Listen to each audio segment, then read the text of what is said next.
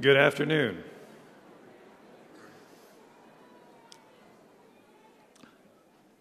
My name is Pierre Sokolsky. I'm the Dean of the College of Science, and it's my great pleasure to welcome the graduating class of 2014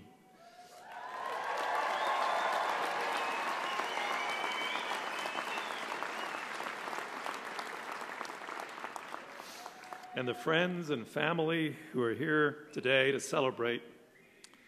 This is our 33rd College of Science Convocation. I'd like to start by recognizing our distinguished guests. On the stage with me today are Kirk Ryrie, this year's College of Science Hall of Fame inductee.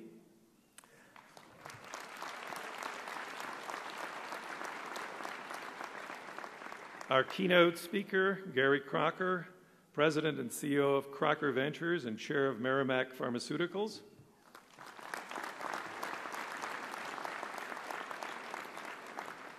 And to make sure we're not cheating, we have two University of Utah trustees, Sam Ortiz and Taft Price.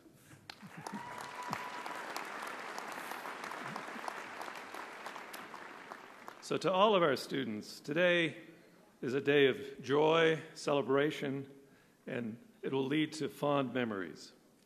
You'll leave this room as graduates moving towards something new in your lives, new education, new careers, new experiences. And as you know, graduation is the result of years of hard work, dedication, and excellence. You should be proud of your achievements and confident in your education from the College of Science. We are truly a world-class teaching and research institution, as today's program will show. And I hope your time here has been exceptional for you as it has been for me. This is a particularly special convocation for me, as it is the last one for which I will be Dean of the College of Science. During my 7 years as Dean, I've had the rare privilege of working with countless students and faculty, and it has been an honor to serve this great college and university. This year, we have nearly 450 graduates, comprising 51 PhDs, 43 Masters of Science, 49 Bachelors of Art, and 297 Bachelor of Science degrees. The College of Science graduates a remarkable number of summa, magna, and cum laude students. These men and women represent the pinnacle of excellence of our graduating class. I'd like to ask these students to stand up and be recognized. Please stand up.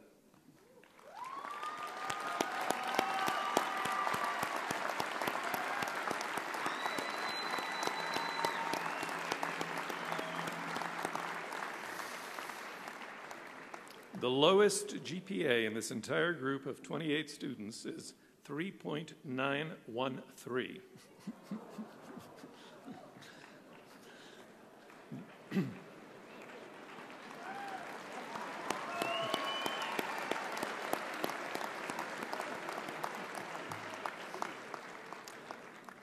There are many more students who barely missed this distinction, which is measured in thousands of a grade point. So please give these students and all of our students a round of applause.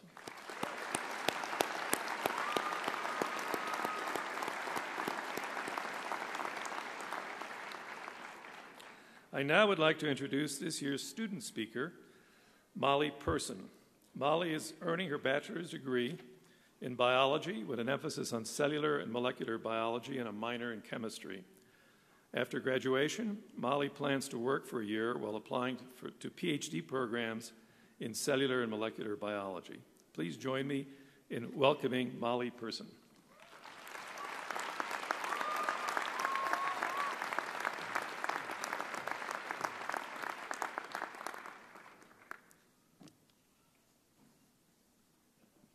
Well, here we are.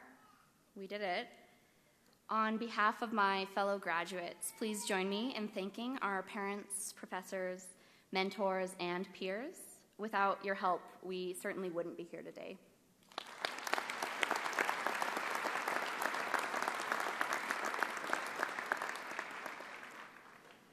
I must confess that when I began college, it felt as though I would be here forever.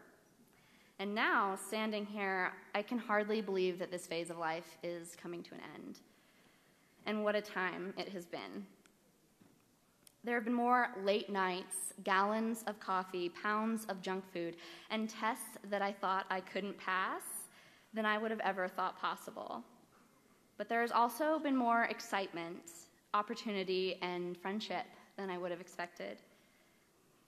It's amazing how the panic over exams can bond people. Looking back, I wouldn't change anything, and I hope that is true for everyone here as well. At the very least, it's been a wild ride. I remember my excitement when I was accepted. I had no idea what I was getting into.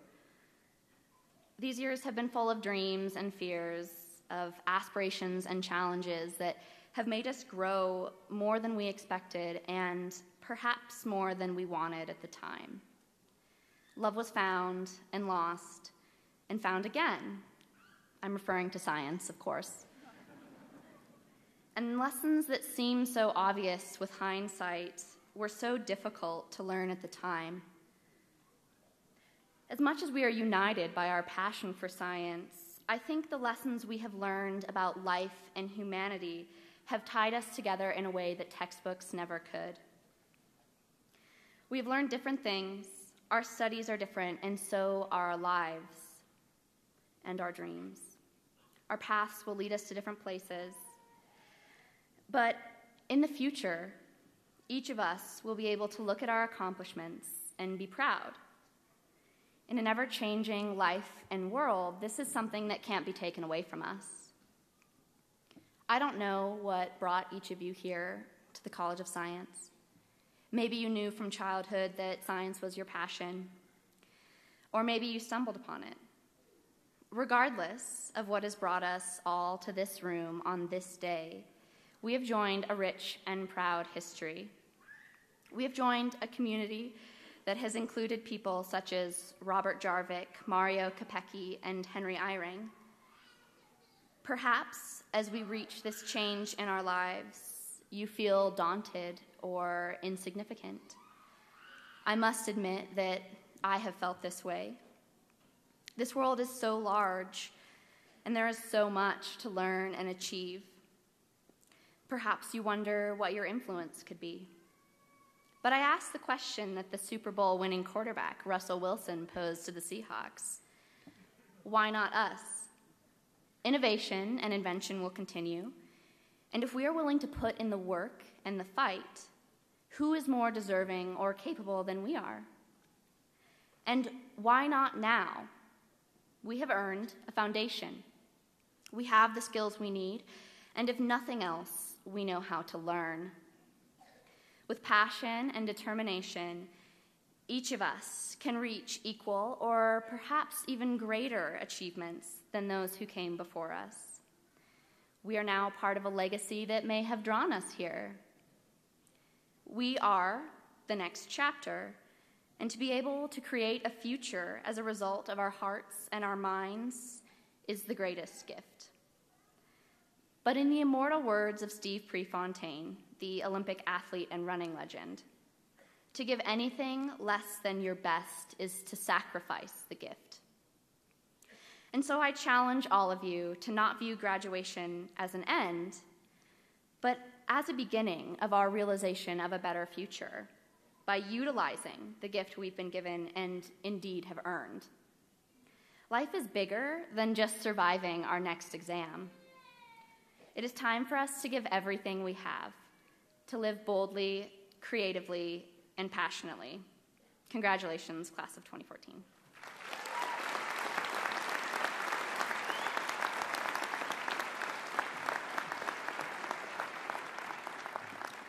Thank you so much, Molly. This year, I'm pleased to announce a new honor from the College of Science, the Citizen Scientist Award. This award is meant to highlight the contribution of a particular faculty member whose teaching and whose research directly impacts society at large. The inaugural recipient of this award is Dr. Chan Shekhar Jailu, an assistant professor of biology with the college. Chan is a recipient of numerous awards and is known worldwide as a conservation biologist. He was twice awarded the Whitley Gold Award for Conservation by Princess Anne of the United Kingdom. In 2011, Chan was named Turkey's Scientist of the Year for his pioneering work in environmental conservation and education in this nation. In addition to his conservation efforts, Chan's research in ornithology explores the causes and consequences of bird extinction around the world. Chan, if you would please come up.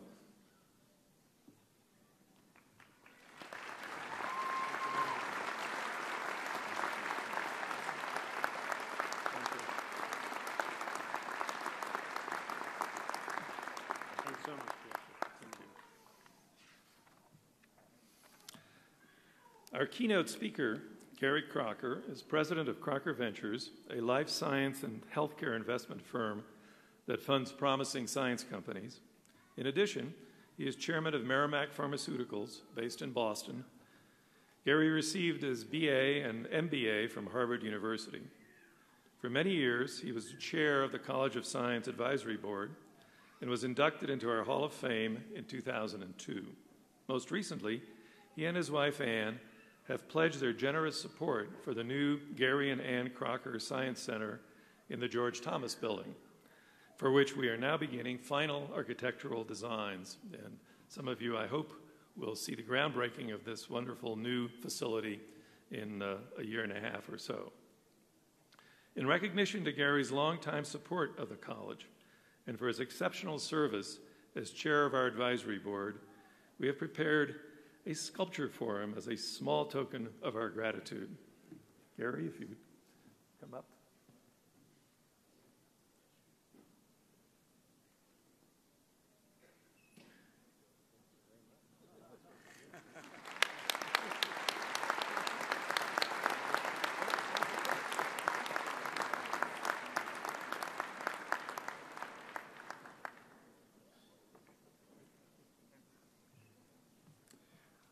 Well, what an unexpected pleasure. That's going to go on the mantle, Pierre. Thank you very much. I am very, very grateful for the opportunity to address you today on several fronts. First of all, over the many, many years that Anne and I have been associated with the College of Science, we have become more and more convinced that all of you are now members of a great legacy community of human beings on this planet who represent the very, very finest college here at the University of Utah. There's no doubt in my mind that that's true. And second of all, it's particularly important to me today to have the opportunity to address you because it allows me to address a personal agenda of sorts, and that is that I want to take this opportunity to pay tribute to and to thank a very good friend and an amazing colleague, your good dean, Pierre Skolsky. He has served the last 7-8 years in an absolutely extraordinary fashion, impacting directly and indirectly all of your lives. And I just think it would be appropriate at the end of his tenure, which is, by the way, a thankless and arduous task.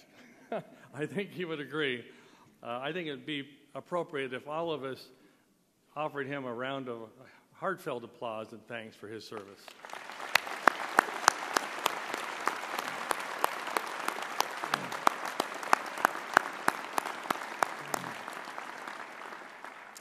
It is very largely due to his efforts and extraordinary persistence and his tenacity and tireless efforts and advocacy that we're going to be able to see this new science building created and built here on campus for this college. And so I'm grateful to him. And I'm also really grateful that Henry White has stepped up and has taken on the baton and is going to be your new dean. I've known him also for well over a decade. And you are extraordinarily fortunate as a college to have your legacy and your future in his able hands. It's really tremendous to see the tangible tradition of excellence that these men and others like them and this entire remarkable faculty here on stage have created over the last many, many decades. And the wonderful national recognition that this college has attained because of the tireless efforts and quest for excellence of so many individuals. Ann and I are really grateful to have our names and the opportunity to associate with this kind of excellence. And we hope that our tangible expression of our confidence in this faculty is something that will continue to allow this tradition of excellence to grow and expand in the years ahead. So, when you invite a robustly middle-aged gentleman to address you at your graduation, you have every right, I would assume, to expect that you are going to hear an outpouring of robustly middle-aged platitudes and ruminations. I'm going to do my very, very best to try and surprise you, and it's my hope today that after 38 years of being in the life science-based industries, of creating, funding, managing life science-based companies, that I can perhaps offer you some thoughts today that will not just be relevant beyond mere platitudes, but may also yield some practical insights for you as you go about the very, very serious task now of molding the next steps in your educations and in your careers in science. Specifically, let me share first some thoughts with you about career paths in science-based commercial industries. Now, my observations are going to be based largely on my own experience in life science firms, but I think it applies very generally also to other science-based industries. And I suspect that while some of you are going to pursue extended careers in research and academia, many of you, in fact, perhaps the bulk of you, will in fact find your careers in the industrial and commercial segments of this national economy. So my message today to you is twofold, and then I'll elaborate on these two observations. But first of all, I want to stress to you that as you do your diligence, and as you do your homework, and as you do your study and ponder which path you should take, which company or firm or industry you should align yourself with, that the specific organizational and management structure of the firm that you commit your life to, or at least a portion of your life, really matters significantly, as does the manner in which that organization makes and executes decisions about science-related priorities. In other words, it doesn't really matter totally just what your salary is or what your bonus might be. Don't get caught up in the short-term superficialities. Really think and ponder and study about what kind of a company is that, how is their organization structured, and what does that mean for me and my career in a science-based role?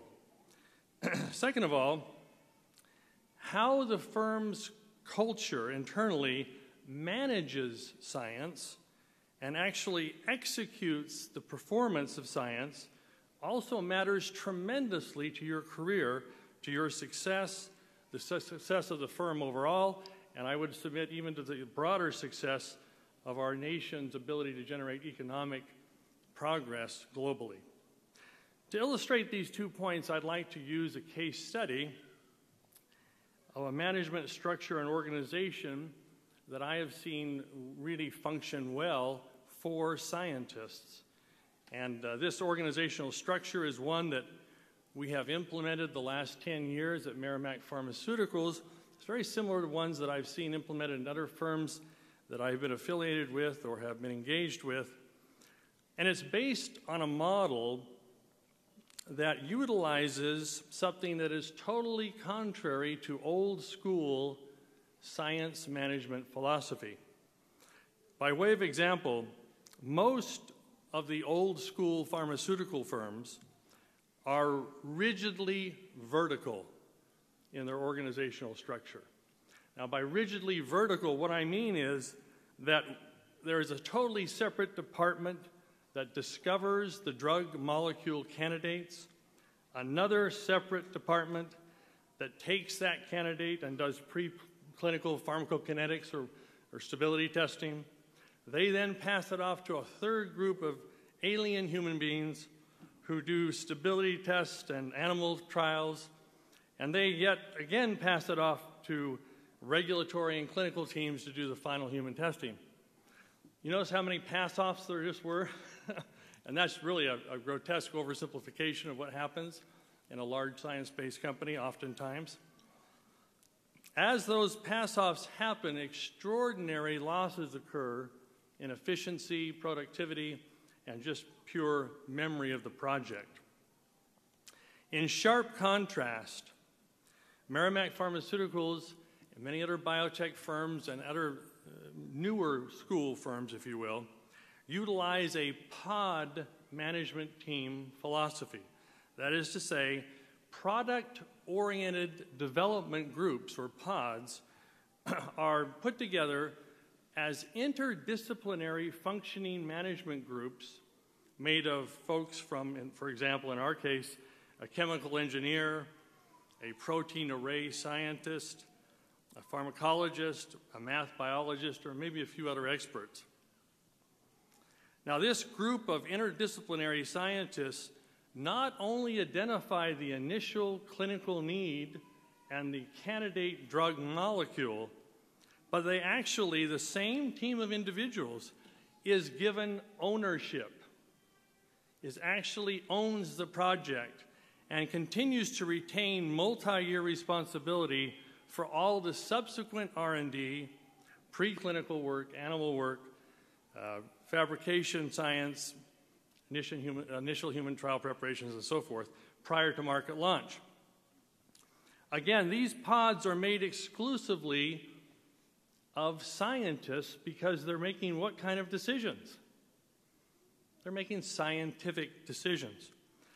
Note that nowhere in my discussion of the Merrimack pods did you hear a reference to the term MBA. Now, that's not an oversight. That's a deliberate management decision. Now, there's a lot of MBAs in the company, but none of them are managing science-driven projects.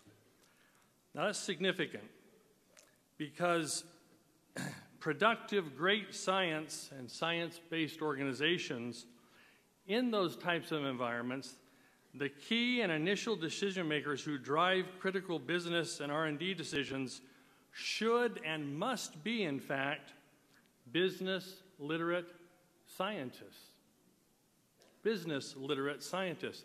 And in a pinch, maybe a science literate businessman, but those are more rare. So it's better to have a business literate scientist. So I'm giving you a word of caution and a word of advice. Please make sure, if you elect to pursue a commercial or industrial path, those of you who envision such a path, that you accept, that you prefer, and that you seek out and prepare not only to do great bench science and research work, which of course is vital and essential to our economy, but that you combine the capacity for great science prioritized and managed by scientists in a fundamentally substantive way, not abdicating that management and decision-making responsibility to non-scientists. And some firms, frankly, that's encouraged, and those are the ones you should seek out. Other firms, that's not necessarily the culture, and I give you counsel to avoid those types of firms if you can do your diligence to do so. So in summary then, prepare yourselves to be science-based decision makers and expand your vision of your potential role in the industrial sector. Again, don't default that pivotal decision-making role to non-scientists in the scientific arena of the research process.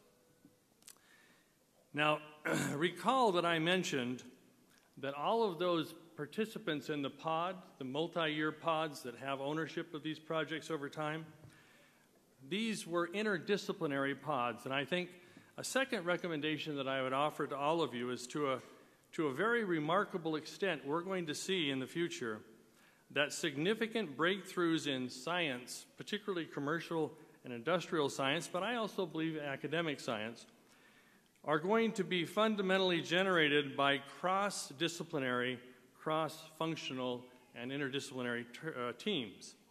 So as you ponder the next steps in your own education and your professional development and your careers, keep looking for opportunities to cross-fertilize, to expand your training in a multidisciplinary fashion. A perfect example of this that I think the University of Utah and our great College of Science has done well is the program that we have here, not to train only mathematicians and only biologists, but there's a great math biology capability here at the College of Science.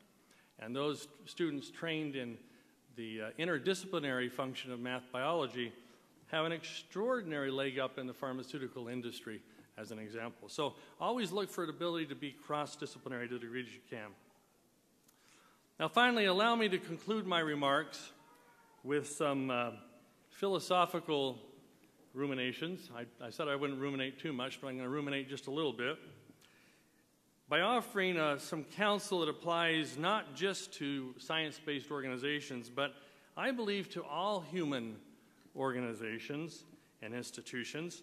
You see, and you're going to notice this more and more as you interact with larger and more complex organizations, in every human institution, there is what we might refer to as an insider group, or at least a perceived insider group, a sacred inner circle, if you will, that many an ambitious young professional has been very much attracted to and wants to gain entry into this inner circle, and are sometimes a little bit seduced by the attractive thought that he or she might be part of what appears to be such a coveted, restricted elite group, if only they make what at the time I might appear to be small personal compromises to gain access into this inner circle.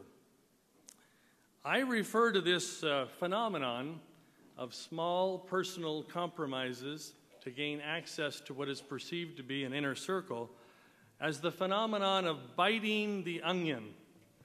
It's a very disagreeable analogy, I know, in many ways, but ponder with me the topic of the onion.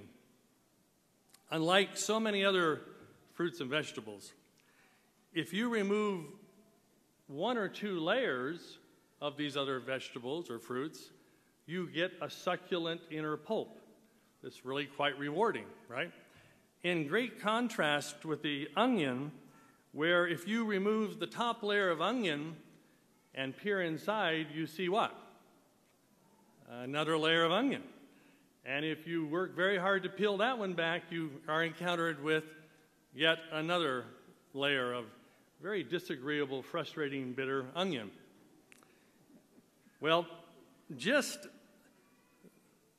that phenomenon occurs in the superficial attempts to crack prematurely into an inner sacred circle, a coveted group of insiders. It happens quite often that as you make more and more diligent efforts to dig into the inner circle, you'll find only more frustration and more bitter fruit.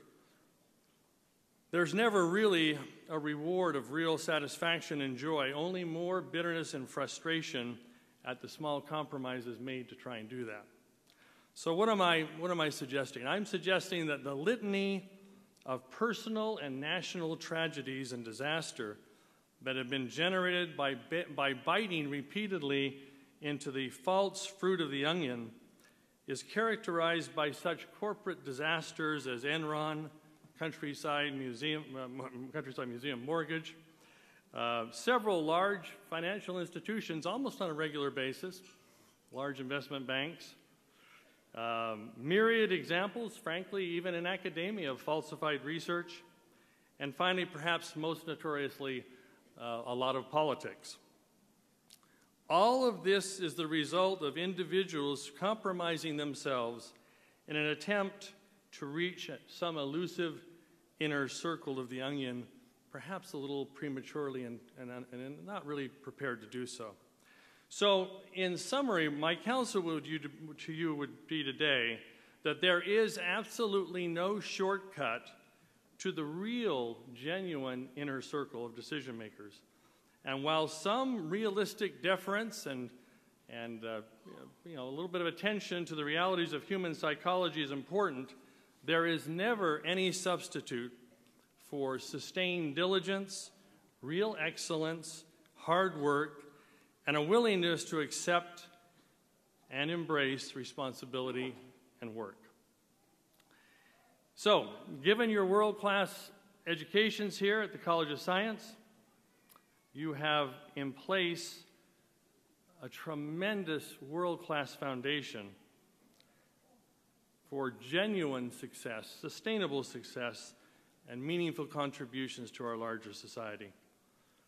Now, at this point, I'd like you to turn to your families and your significant others, anyone who's helped you get to this point, and audibly thank them. Is that appropriate? Everybody kind of thank their good.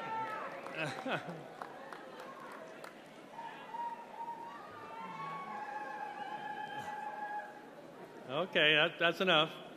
A lot of people in this room have sacrificed to give you an opportunity to be extraordinarily skilled, talented, and prepared individuals, and you owe them an obvious, tremendous debt of gratitude.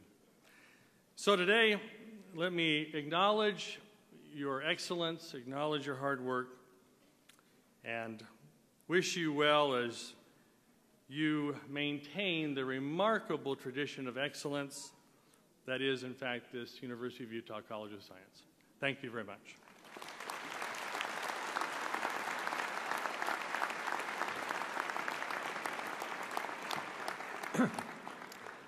Thank you, Gary. In the program, you'll see we have many prestigious awards and honors. I ask each of the following honorees to come to the front of the stage to receive their award. We'll begin with the College of Science Hall of Fame. Today, we honor and welcome Kirk Ryrie as the 8th member of the College of Science Hall of Fame. Mr. Ryrie graduated from the University of Utah in 2005 with a bachelor's degree in chemistry. An expert in the field of clinical diagnostics, Kirk founded Idaho Technology in 1990. When I first came to know Kirk, I wondered why there was a company that seemed to be specializing in potato technology. But the name became BioFire Diagnostics, and it became obvious that this had really nothing to do with what we know about Idaho, but was a really state-of-the-art, cutting-edge company that has done extremely well in the last few years. Since the founding of the company, Kirk has developed new methods for rapid diagnostics of diseases and pathogens ranging from the common cold to anthrax. For nearly 15 years, Kirk has been a steadfast supporter of research, education, community programs at the University of Utah and the College of Science. Kirk and his wife, Mary Jane Ryrie, have demonstrated their generosity time and again, supporting science building, student scholarships, and outreach events. I'm proud to name Mr. Kirk Ryrie as the 8th member of our Hall of Fame. Congratulations.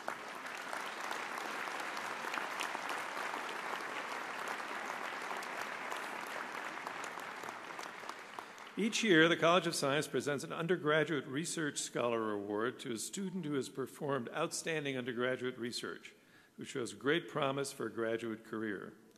This special recognition includes a membership in the American Association for the Advancement of Science, a subscription to Science magazine, and a plaque.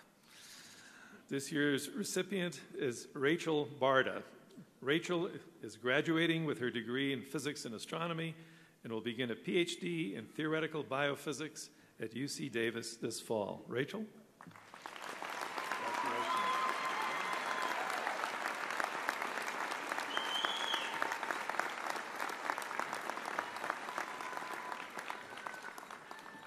The Distinguished Scholarly and Creative Research Award is the University of Utah's highest faculty award for research excellence. This award is given to outstanding faculty members who have distinguished themselves and the university through research or creative effort. Recipient receives a university-framed award plus $10,000 to be used at his or her discretion. This year, we're pleased to honor Denise Deering, Associate Dean for Research and Professor of Biology, as well as Villu Marique, Director of the Center for Cell and Genomic Science and Professor of Biology. If you please step forward.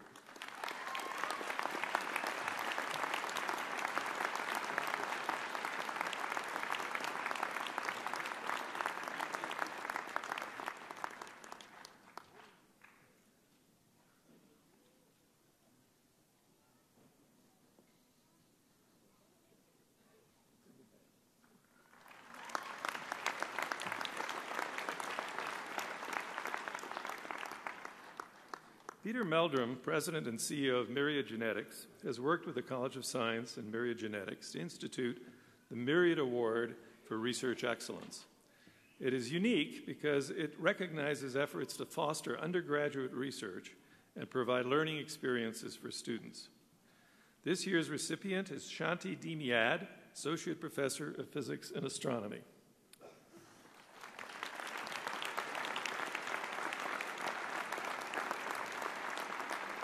Among many of our faculty, Shanti is exceptionally dedicated to involving undergraduate students in hands-on research work.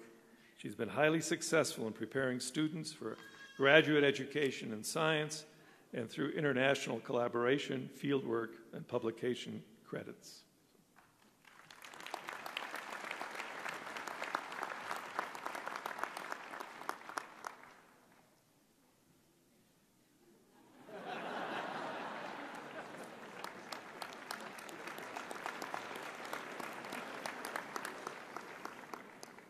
A number of years ago, we instituted the College of Science professorship. This professorship allows a University of Utah College of Science faculty member to develop an innovative science course which reaches outside the ordinary curriculum. This year, proud to say that the College of Science professorship is going to Jennifer Heemstra, Assistant Professor of Chemistry. Jennifer?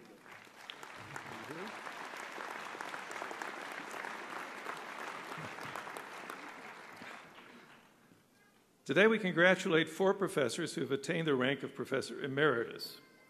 Dr. Lawrence Oken, Professor Emeritus of Biology. Dr. David Wolstenholme, Professor Emeritus of Biology. Dr. Doju Yoshikami, Professor Emeritus of Biology. And Dr. Leah Kessner, Professor Lecturer Emerita of Chemistry. I think we have several of our faculty members here. Please come up.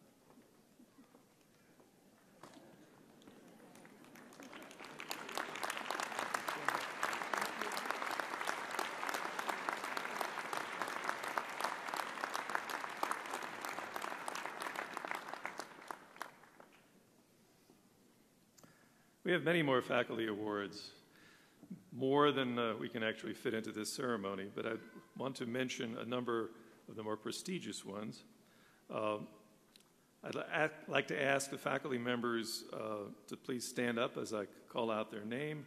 Please hold your applause until I name each of these honors. Henry S. White, Distinguished Professor of Chemistry, received a Utah Governor's Medal for Science and Technology. Henry is also the next Dean of the College of Science. Cynthia Burrows, Distinguished Professor and Chair of Chemistry, received the Linda K. Amos Award for Distinguished Service to Women. Dr. Burrows is also the college's newest inductee into the National Academy of Sciences.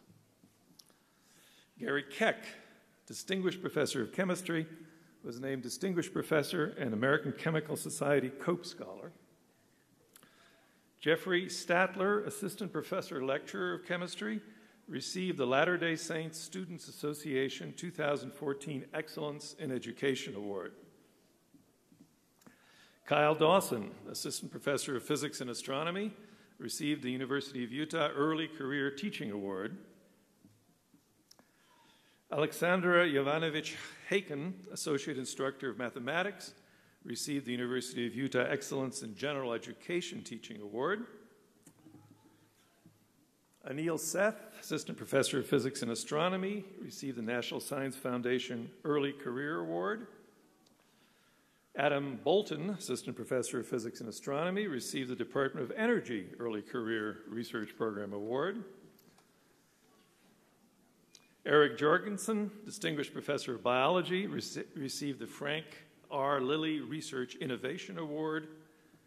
Jack Simons, Professor Emeritus of Chemistry, received the Joseph Hirschfelder Prize in Theoretical Chemistry. Shrinkan Iyengar, Professor of Mathematics, was named Fellow of the American Mathematical Society. Brian Somm, Professor of Physics and Astronomy, was named Fellow of the American Physical Society. Shelley Mintier, Professor of Chemistry, was named Fellow of the Electrochemical Society. Michael Bartle, Associate Professor of Chemistry, and Jordan Girton, Associate Professor of Physics and Astronomy, were named the Scialog Fellows by the Research Corporation for Science Advancement. And finally, Nalini Nadkarni, Professor of Biology, received an honorary PhD degree from Brown University. For their accomplishments in research, teaching, and service to the University of Utah, please join me in congratulating each and every one of our excellent faculty members.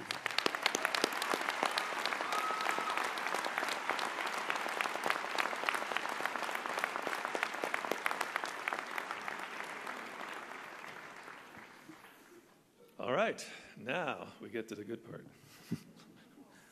We will now award diplomas to our doctoral and master's students, PhD candidates, and masters. Please stand one row at a time when the ushers direct you. Come on stage to receive your diplomas.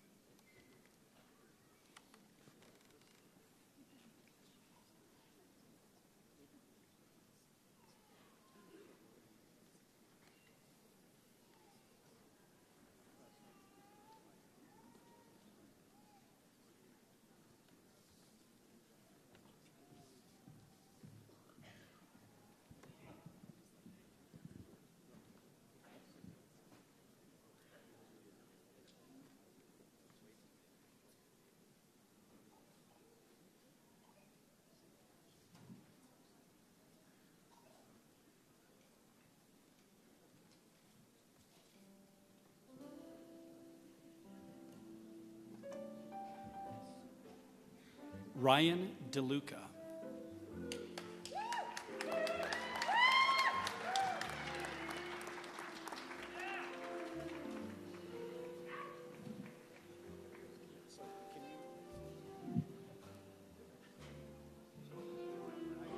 Shaudon John.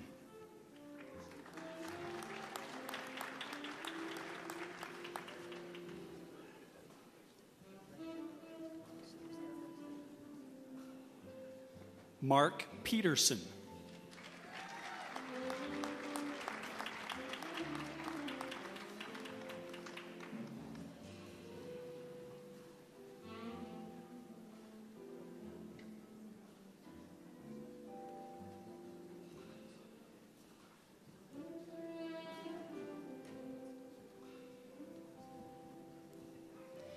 Catherine Serrano.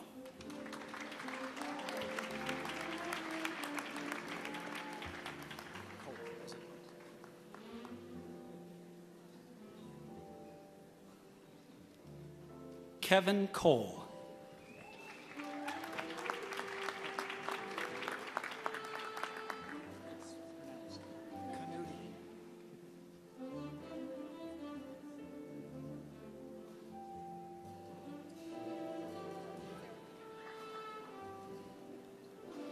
Sarah Canuti.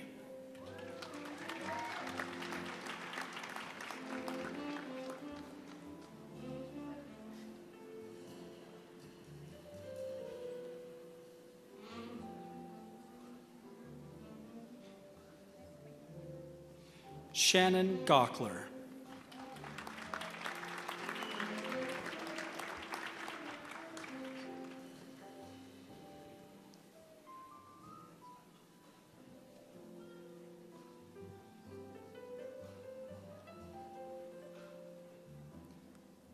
Sydney Stringham.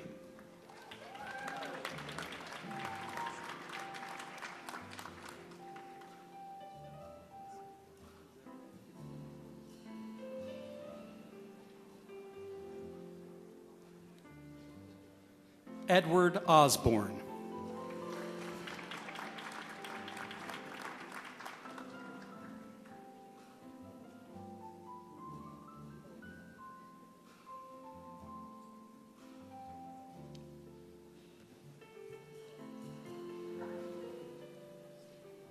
Tech Bazel.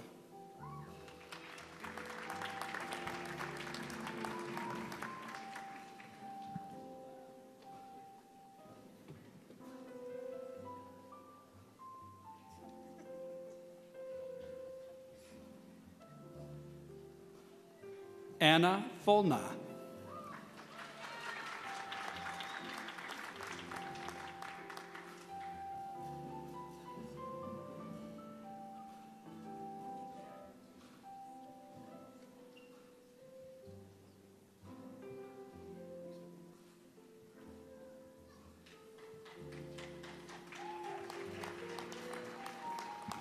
Yoon Ding.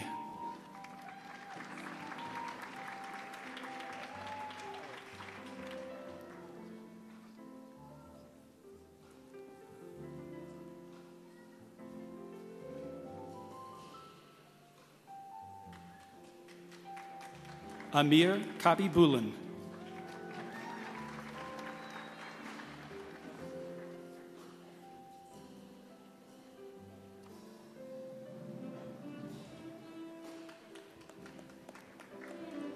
Lang Luo.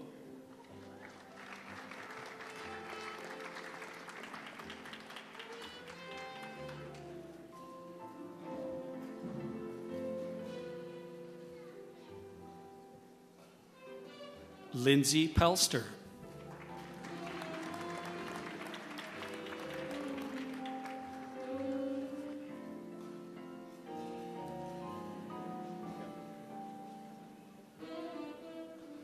Xu Shui.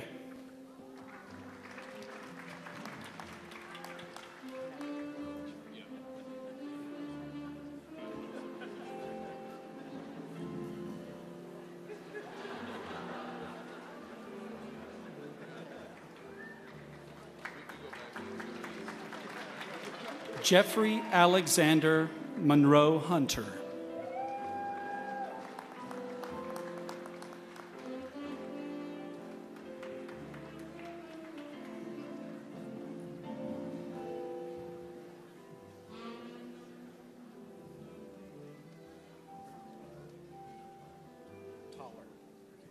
Andrew Toller.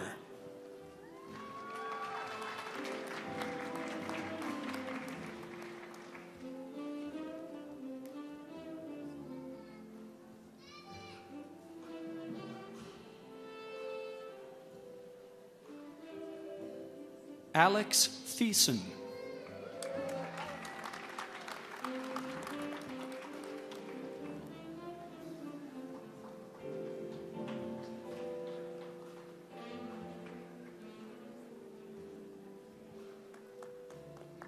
Brendan Kelly.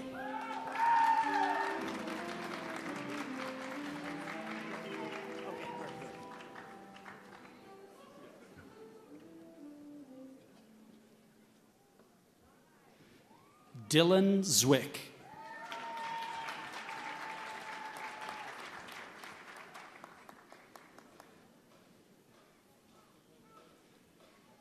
Sarah Cobb.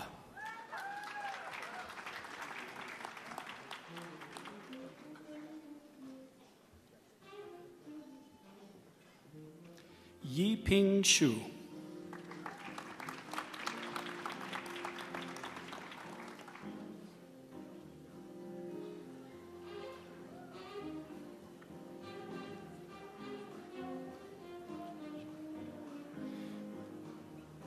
Yu Chen Zhang.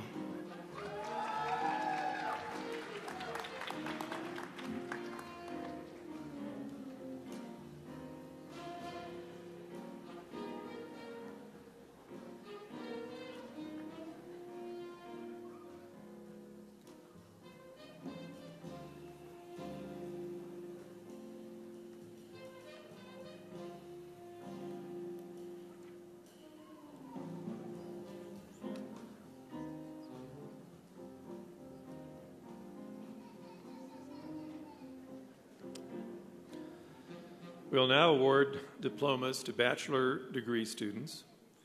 Graduates, please stand when the ushers direct you to do so. Come on stage. Oh, I've been corrected. We're still doing the masters. So. Masters, please stand. Followed by the bachelor's degrees.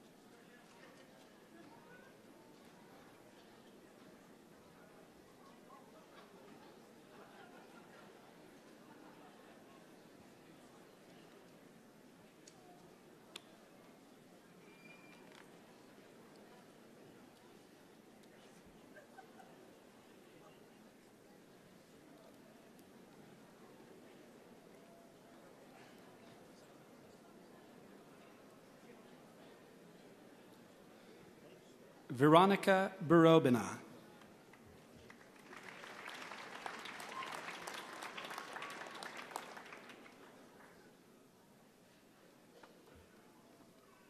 Aliyah Al-Sarafi.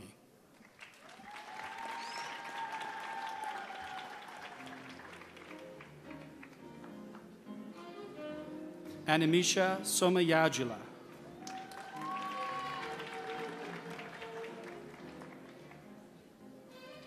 Celeste Veronica Vilches Del Rio.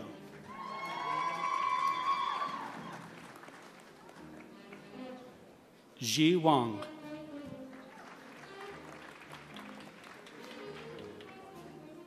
Chuan Bi.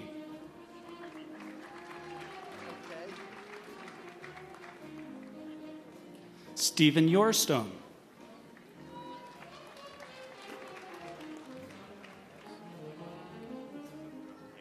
Seth Arthur Charles Decatur.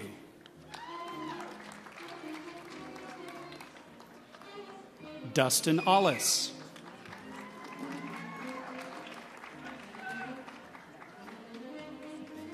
Laura Struby.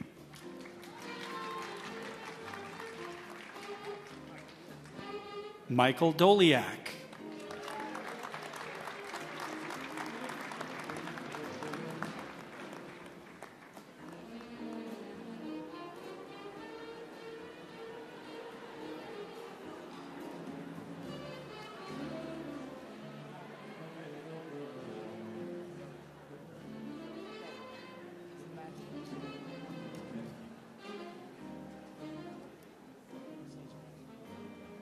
Dason Darby.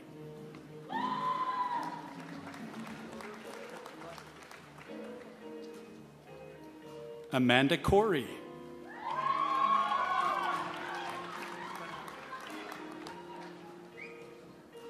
Raquel Tingy.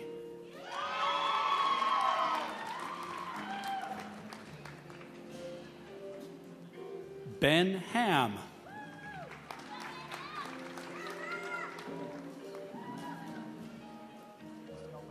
Jonathan Molina.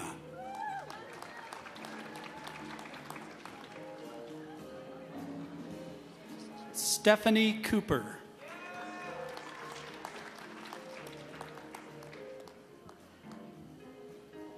Sophie Natalie Bertram.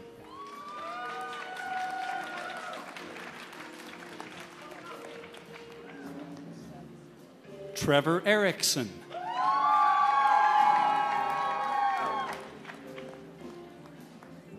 Caden James Carter.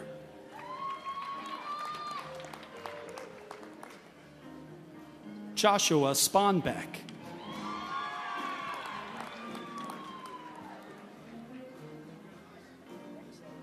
Andrew Clark.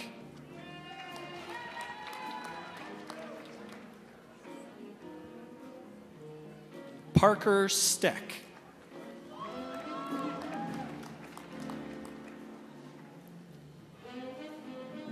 Erica Lurcher.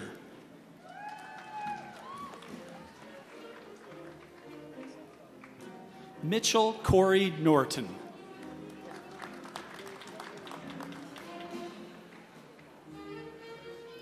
Hans Lin.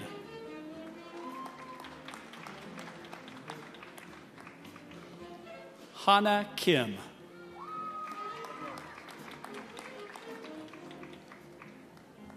Kan Nguyen.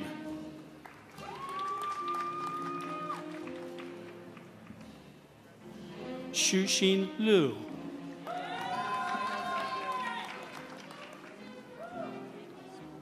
Molly Person.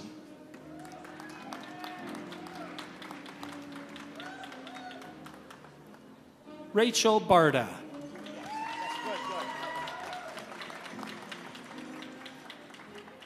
Jinsheng Zhou.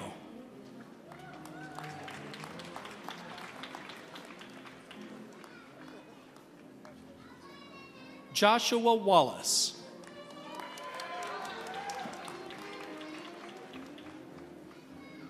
Anthony D. Garcia.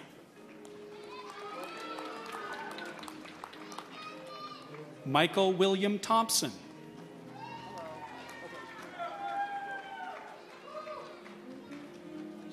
Mona Ahmadian.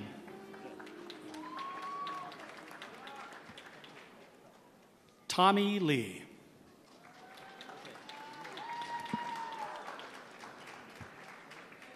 Hai Yen Deep.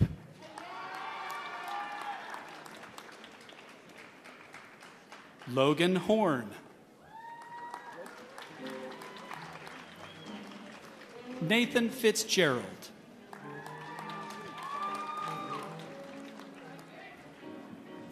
Dina Krikova.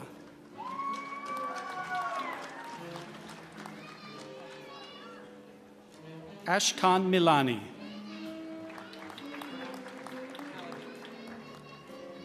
Alec Charles Emery. Christopher Peterson. Megan Kwan Smith.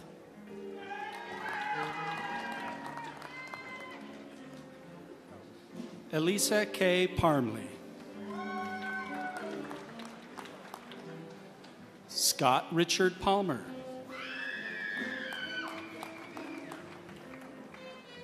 Young Cheng Yang.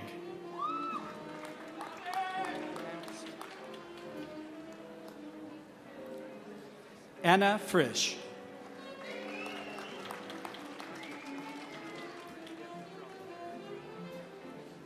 Taylor Thompson.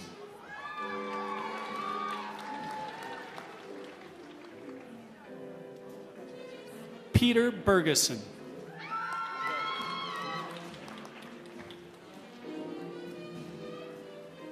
John Huai Hu.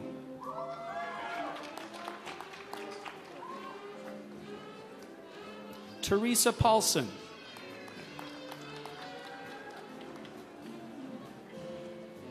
Nathan Giggy.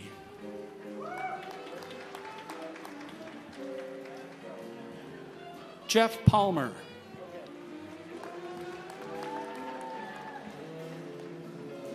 Wu Xin Young.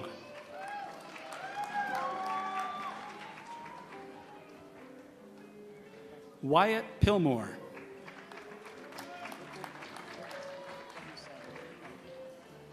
Lane Fielding Smith.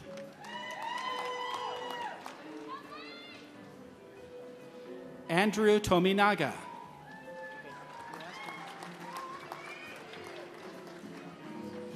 Tyler J. Schmock.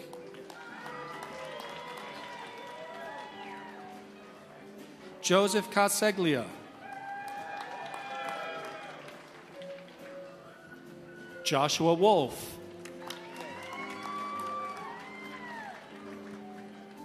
Kayla Martindale.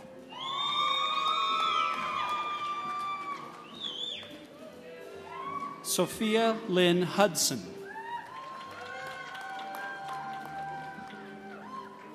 Sydney Sturgeon.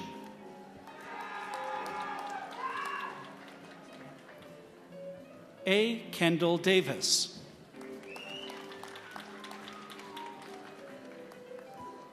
Jonathan Race.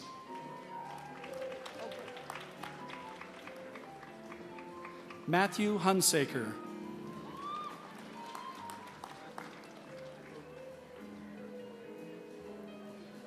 Eric Hotby.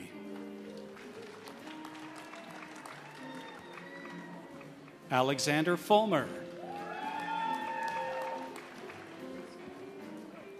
Catherine Maxwell.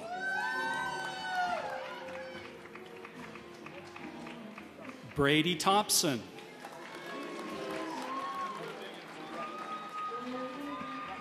Coover Bingham.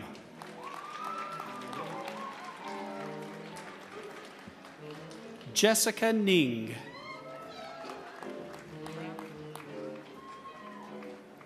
Luis Fandino.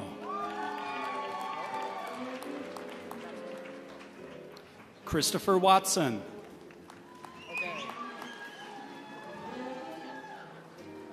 Anna Elise O'Hare Adams.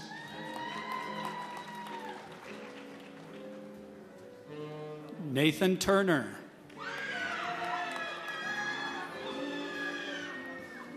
Sarah Cannon.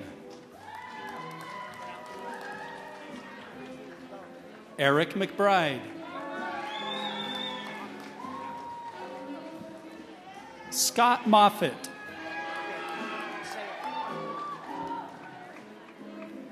Claire Leiser.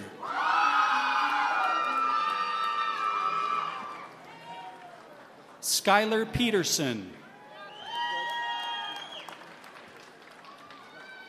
Jeffrey Lynn Cox. Taryn Wachowski.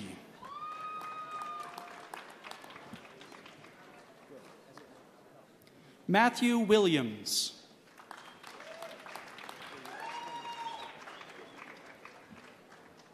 James Longacre.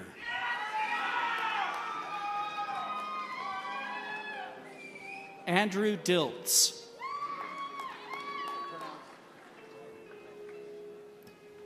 Tyler Bray.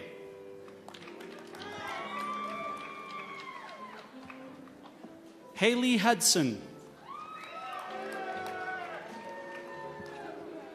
Brittany Miles. Jasmine Curtis. Isabel Simmons.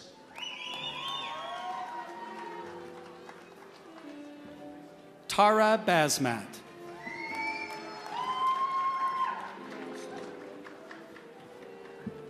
Paige Wheatley.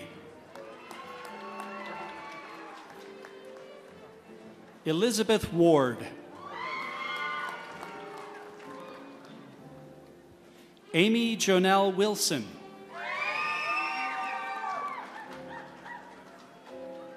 Levon Katsakian.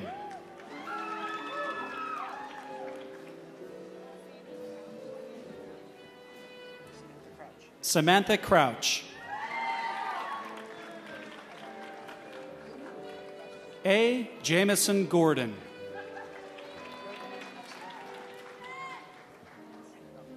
Kyle Browning. Miles Roberts. Cutter Bach.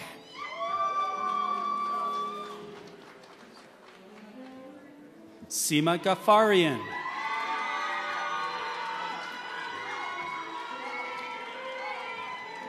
Siddharth Oberoi.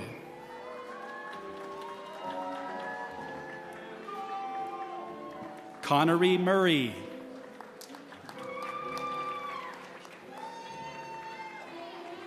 Emily Moss.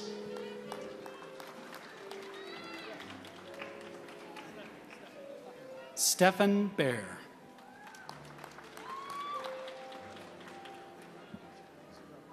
John Churchill.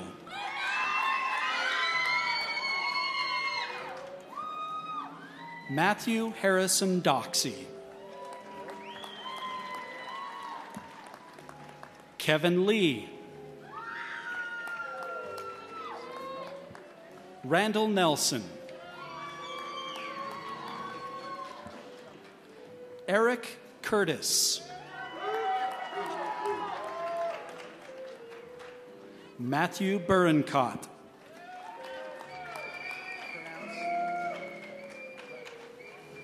Michael Rethman.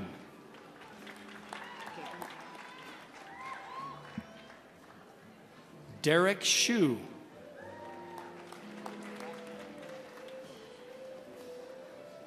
Tucker Folks.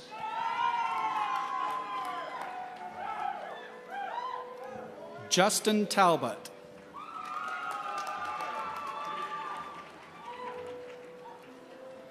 Du Hyun Kwan.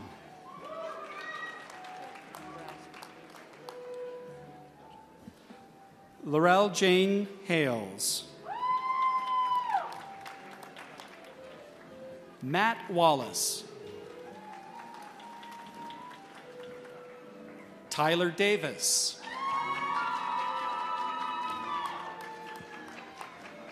William Burnett.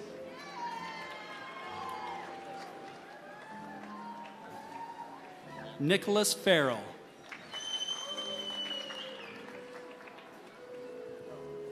Parker J. Duncan. Diane Lee. Aaron Perry.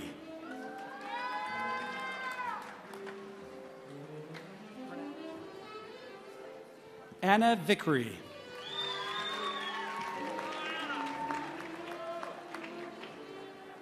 Abdullah Al-Kathiri.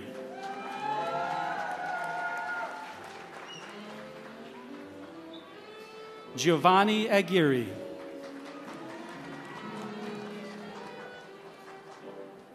Manuel Zamora. Leslie Ray Cunningham. Ricky Bell.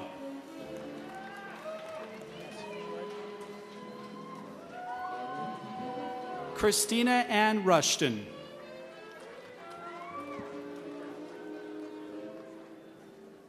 Janelle Ellen Endo.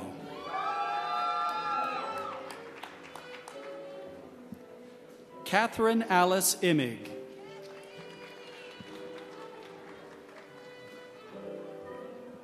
Mac Barrowman.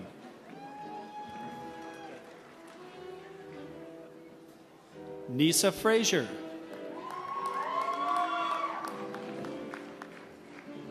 Karina Leo. Tyler Jumper. McKay Jensen.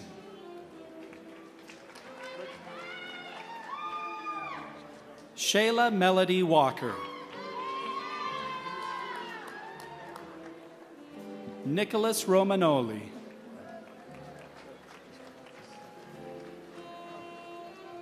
Austin Lee. Zachary Carson. Natasha Knowlton.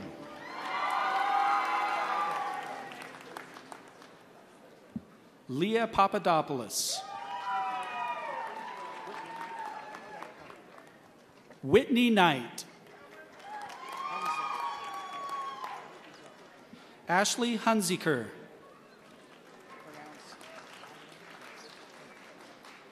Jay Wagnon.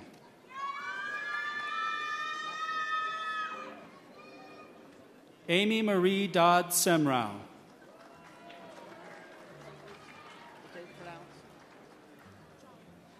Hannah Jolly. Madeline Birch. Haley Wilson. Tyler A. Glowshot.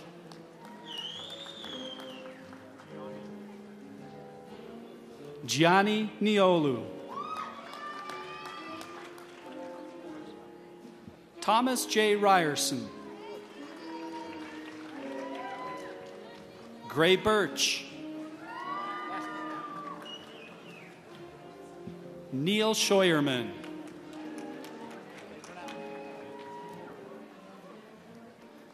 Jeffrey Sterland.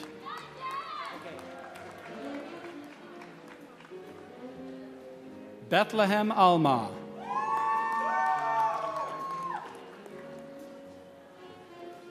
Yue Jean. Frederick Curtis Sudbury.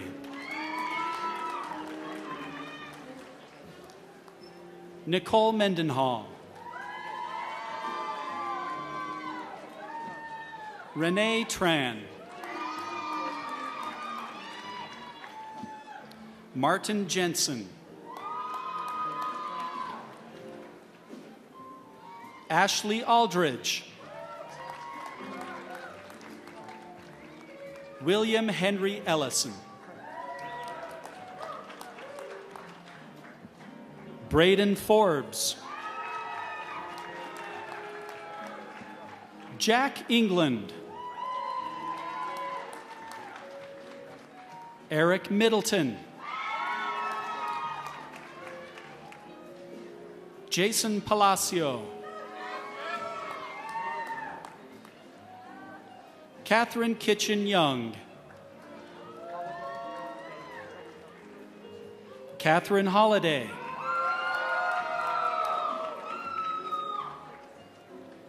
Reed Fritz. Alexander Benjamin.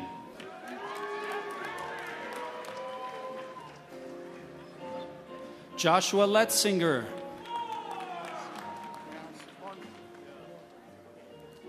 Philip Hornberger. Katie Zuspin. Brian Owens Baird.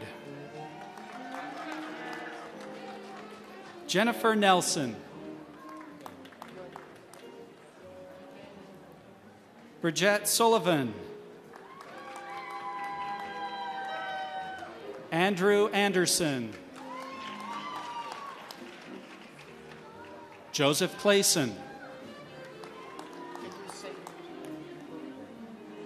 Nicholas Bertinoli. Sean Merrill.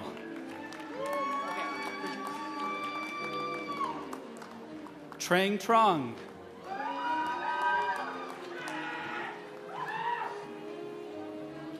Chad Duncan. Heather McLean.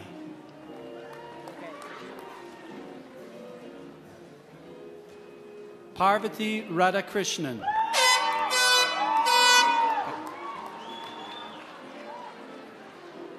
Annalise Neuenschwander.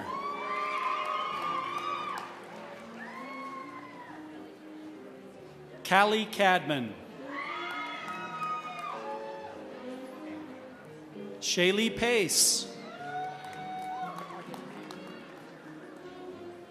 Nicholas Livedall. Bradley Weaver. Joshua Berry. Kevin Farr Lawrence. Sarah Shaw. Jared Anderson. Sally Yu.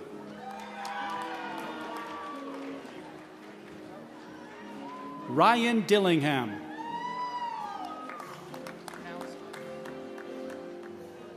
Tessa Galland.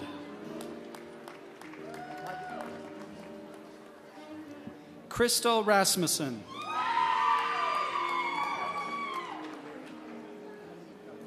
Ricardo Oregon. Andy Lamb. Danielle Caldwell.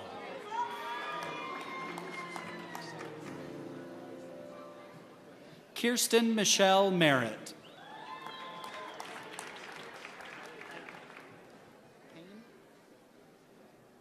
Tyler Kent Payne.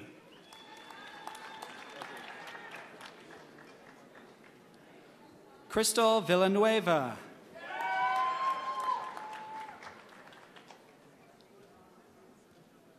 Natalie Mers.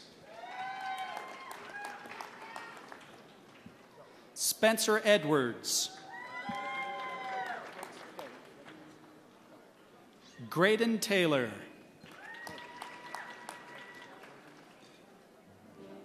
Spencer Barnett.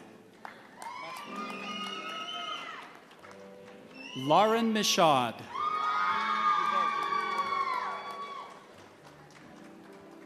Agnieszka Shagets.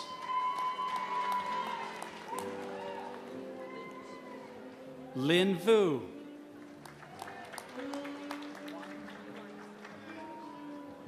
Sarah Wines.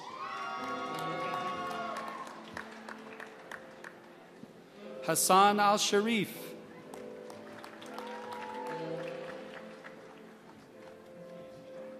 Joanna Hernandez.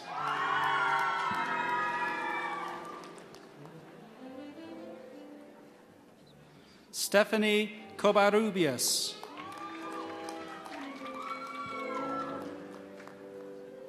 Jacqueline Jimenez.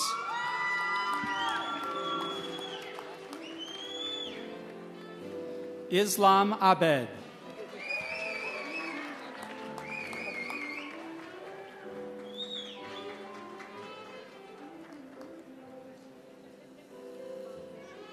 Catherine Vangze.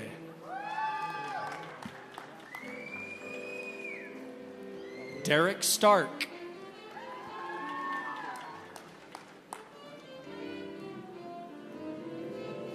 Jaime Argandoña.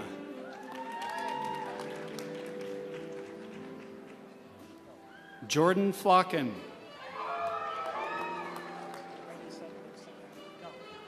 Brian Monson.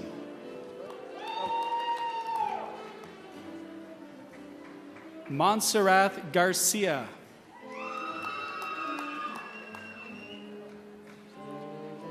Sierra Willen.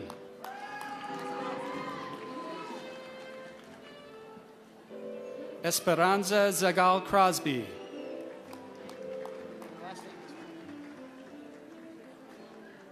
Miriam Jaziri.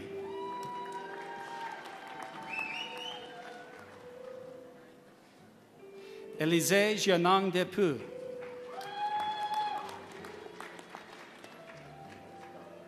Susan Vey. Sydney Asper. Sage Patterson. Michael Prestgard Duke. Ryan Watkins.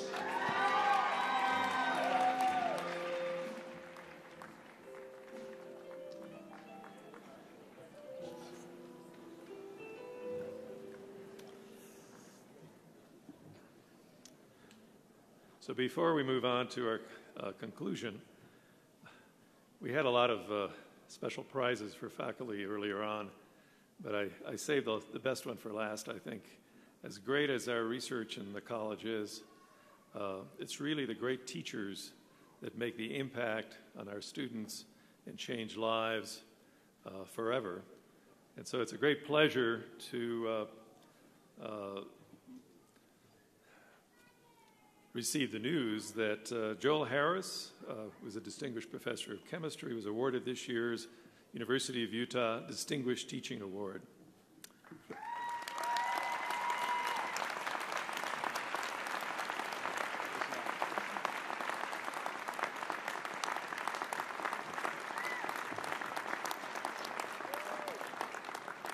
Joel has shown a consistent record of outstanding and innovative teaching, which demonstrate his exceptional ability to motivate student learning, and the number of students that have gone through his classes are uncountable.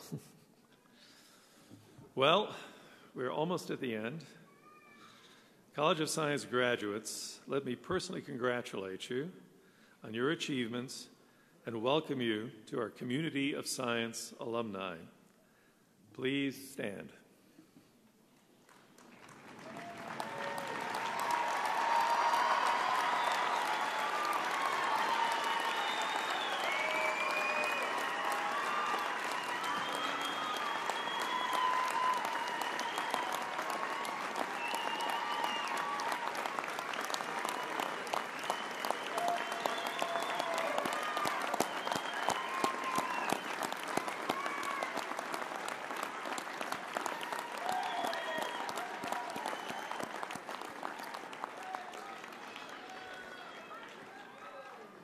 So before we move on to the magic gestures, I want to be serious for a moment.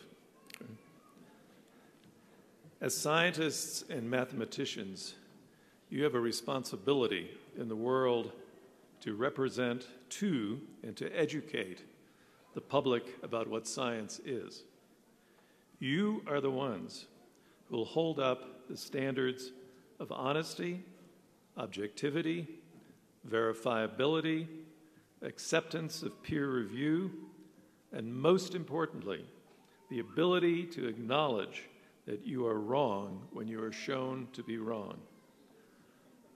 Science is not just a process. It's a mode of knowing and a code for living, where the pursuit of what is verifiably true must trump the attraction of power and ambition. In our increasingly polarized and politicized world, I urge you to embody this scientific ethos, to proclaim it, and to educate others about it. You are privileged to be engaged in one of the noblest of human activities. Take it as one of your obligations to teach by word and deed what science is all about. And now, move your tassel from the left side to the right side of your cap.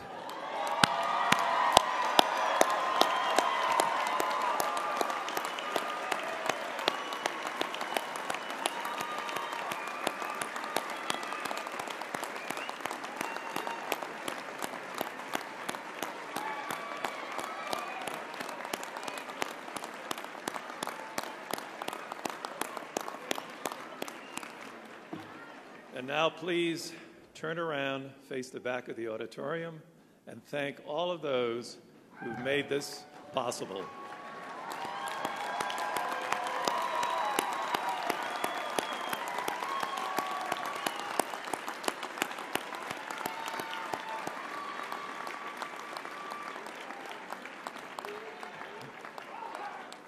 This concludes our convocation ceremony.